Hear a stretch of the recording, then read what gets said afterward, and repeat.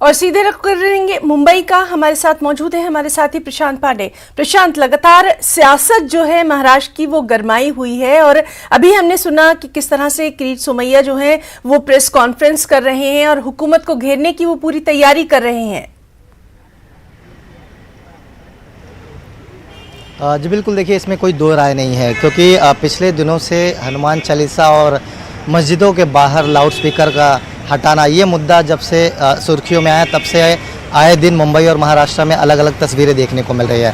फिलहाल मैं इस वक्त आपको बताऊं कि बांद्रा कोर्ट पे मौजूद हूं। अगर आपको तस्वीर दिखाऊं तो अगर आप देखें तो अदालत के बाहर सुरक्षा चाक चौबंद कर दी गई है। हर गेट पर जो है पुलिस के जवान भारी संख्या में तैनात किए गए हैं और ख़ास ये ध्यान दिया जा रहा है कि जब दोनों को यहाँ अदालत में लाया जाएगा तो किसी प्रकार की दिक्कत या लॉ एंड ऑर्डर जो है किसी प्रकार की यहाँ पर ना बिगड़े। यानी कुल मिलाकर देखा जाए तो खासा ध्यान दिया जा रहा है लॉ ऑर्डर को मेंटेन करने के लिए और कोशिश की जा रही है कि दोनों जब यहाँ पर हाजिर हों तो किसी प्रकार की दिक्कत किसी को ना हो। यानी कुल मिलाकर देखा जाए तो सुरक्षा चाक चौबंद कर दिए गए हैं। 11 बजे के बाद ये बताया जा रहा है कि दोनों को मुंबई के बांद्रा कोर्ट में पेश किया जाएगा जो हॉलीडे कोर्ट है। और आप अभी भी देखें तो सुरक्षा चाक चौबंद कर दी गई है। सेंटा क्रूज लॉकअप में दोनों को रखा गया है। दोनों को रवि राणा और नवनीत कौर राणा दोनों को जो है यहाँ पेश किया जाएगा। उनकी तरफ से रिजवान मर्चेंट वकील के तौर पर यहाँ पर हाजिर होंगे और उनकी तरफ से उनकी बातें रखेंगे। बहरहाल जिस तरह से हमने देखा कि कल उनके दोनों के खिलाफ एफआईआर हुआ और उसके बाद दोनों की गिरफ्तारी कर ली गई। अब देखना होगा कि अदालत की आज कार्रवाई क्या होती है। पुलिस की तरफ से जो है दोनों की पुलिस रिमांड मांगी जाएगी क्योंकि जो धाराएं लगी हैं काफ़ी गंभीर धाराएं लगी हैं। धारा 153A यानी क्रिएटिंग वायलेंस बिटवीन कम्युनिटी, दो समुदाय के बीच जो है दंगा करने के बयान को लेकर के वो एफआईआर यहाँ पर दर्ज किया गया है और इसी के चलते दोनों की पेशी होगी और दलीलें रखी जाएंगी अदालत में और पुलिस की तरफ से दोनों की कस्टडी की मांग की जाएगी।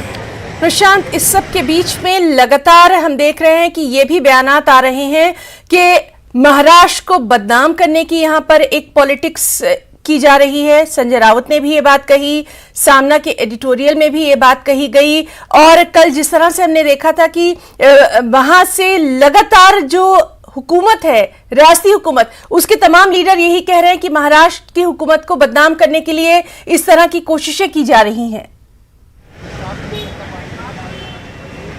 देखिए, महाविकास आघाड़ी की अगर बात की जाए तो उनकी तरफ से साफ तौर पर शुरुआती दौर से ही ये कहना है कि केंद्र सरकार जो है यहाँ की सरकार को गिराने की रणनीति डर रही है और वही वजह है कि देवेंद्र फडणवीस और उनकी जो तमाम सेनाएं हैं वो महाविकास आघाड़ी के खिलाफ आए दिन कोई ना कोई कार्रवाई करवा रहे हैं और कोई ना कोई बयान दे रहे हैं। और दूसरी तरफ मैं आपको तस्वीरों के साथ बताना चाहूँगा कि जैसे ही मनसे की तरफ से राज ठाकरे ने सभा ली और जब उन्होंने लाउडस्पीकर का मुद्दा उठाया और हनुमान चालीसा जो बजाने की और कहने की बात जब कही, तब से महाराष्ट्र में देखिए दो पहलू बन चुके थे। एक महाराष्ट्र की सरकार जो है एनसीपी, कांग्रेस और शिवसेना, और उसके अगेंस्ट में बीजेपी के साथ साथ जो छोटी बड़ी पार्टियां हैं वो भी अब हनुमान चालीसा को लेकर के सुर्खियों में रहे हैं। देखिए, ये अमरावती इलाका जो महाराष्ट्र का है वहाँ से एमपी हैं नवनीत कौर और उनके जो पति है वहाँ से एमएलए हैं।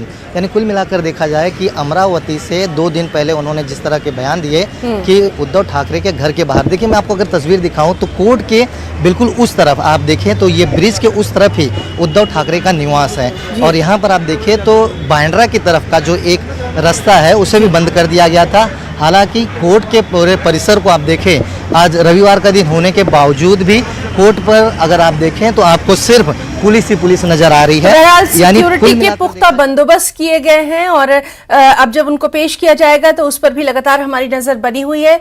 प्रशांत पांडे, बहुत बहुत शुक्रिया आपका तमाम तर तफसीलात के लिए।